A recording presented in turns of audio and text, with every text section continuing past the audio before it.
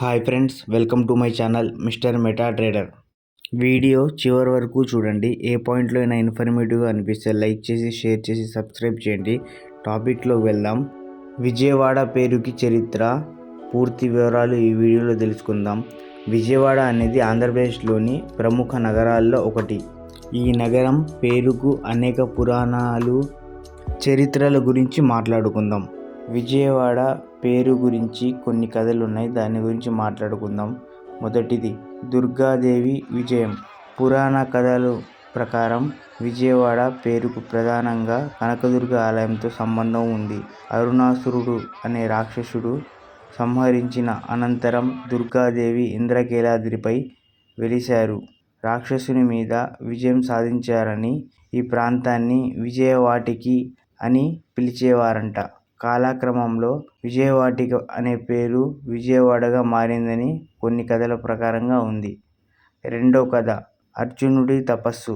మరో పురాణం ప్రకారం మహాభారతం కాలంలో అర్జునుడు ఇక్కడ తపస్సు చేశాడని చెప్తున్నారు. అప్పుడు శివుడిపై అర్జునుడు సాధించిన విజయానికి గుర్తుగా ఈ ప్రాంతాన్ని విజయవాడ అని పిలిచారని కొంతమంది నమ్ముతున్నారు. మూడో కథ ప్రకారంగా వ్యాపార కేంద్రం.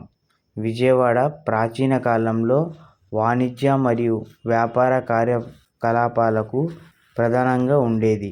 ఇక్కడ కృష్ణానది ఒడ్డున జరిగిన వ్యాపారాలకు విజయదాయకమైన వాడ అని నామకరణం జరిగింది అని కూడా కొంతమంది విశ్వసిస్తారు. బెజవాడ అని కూడా పిలుస్తారు. విజయవాడను పూర్వంలో బెజవాడ అని కూడా పిలిచేవారు. ఇది బేసివాడ అనే పదం నుండి వచ్చిందని అంటారు.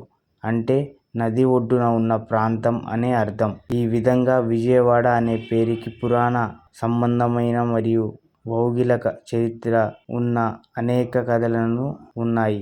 కృష్ణానది ఒడ్డున వెలిసిన ఈ నగరం తన చరిత్రకు విజయగాథతో విజయవాడ అని ఘనంగా పిలుస్తారు. విజయవాడకు పేరు ఎలా వచ్చింది అనే దానికి ఇదే ఫ్రెండ్స్ వీడియో. ఈ వీడియో మీకు నచ్చినట్టయితే లైక్ చేసి, షేర్ చేసి, సబ్స్క్రైబ్ చేయండి. అలాగే బెల్ ఐకాన్ క్లిక్ చేసి మా అప్డేట్స్ తొందరగా పొందడానికి రెడీగా ఉండండి.